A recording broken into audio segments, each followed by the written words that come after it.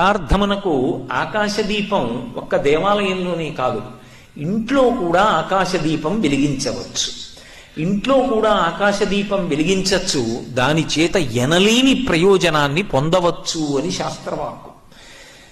ఎలా వెలిగించవచ్చు అంటే, యజ్ఞంలో ఉపయోగించేటటువంటి చెట్లు ఏవి ఉంటాయో అటువంటి చెట్టు కొమ్మ ఇంటి యజమాని యొక్క చేయి ఎంత పొడుగుంటుందో అంత పొడుగు కొయ్యతో తయారు చేస్తారు. ఏదో మా ఇంటికి నేను యజమానిని, నా చెయ్యి ఎంత పొడుగుంటుందో అంత పొడుగు చెక్క ఒకటి తయారు చేసి దాని మీద మధ్యలో ఒక జ్యోతిని వెలిగిస్తారు.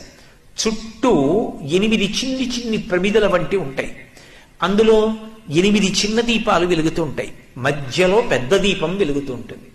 ఈ దీపాన్ని ప్రదోష వేళలో బయటికి తీసుకొచ్చి కానీ ఇంటి మేడ మీద కానీ వెలిగిస్తారు.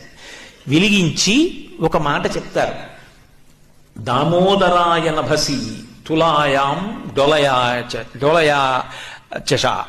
స్వామి, నీవు ఆకాశ స్వరూపుడవై అంతటా ప్రకాశిస్తున్నావు. అలా ప్రకాశిస్తున్నటువంటి నీకు ఓ దామోదర, అనంతంగా విష్ణుతత్వంగా వ్యాపించి ఉన్నటువంటి నీకు ఇదిగో నేను ఆకాశ దీపం పెడుతున్నాను. ప్రదీపంతే ప్రయచ్ఛామి, ఊగుతున్నట్లుగా ఉన్నటువంటి ఈ దీపాన్ని పెడుతున్నాను.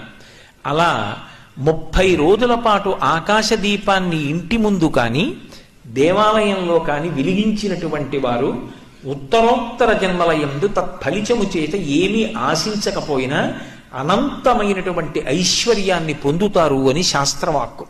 ఎందుకంటే దేవతలకు ఒక లక్షణం ఉంటుంది, మనం అడిగామా అడగలేదా అని వారు చూడరు. వారి ఆరాధన చేసినప్పుడు వారు ఒక ఫలితాన్ని ఇస్తారు.